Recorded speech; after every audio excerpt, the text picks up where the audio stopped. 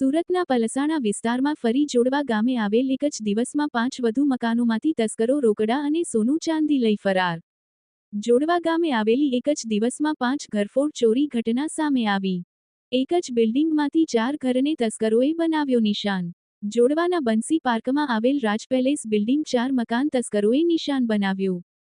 Nilkanth palace મકાન number B105 અને રાજ palace કુલ 4 મકાન નંબર 10, 205, 305, 401 કુલ 5 વધુ મકાનોને તસ્કરોએ નિશાન બનાવ્યું. બંસી પાર્કમાં આવેલ નીલકંઠ પેલેસમાં 2 મકાન તસ્કરોએ નિશાન બનાવ્યું.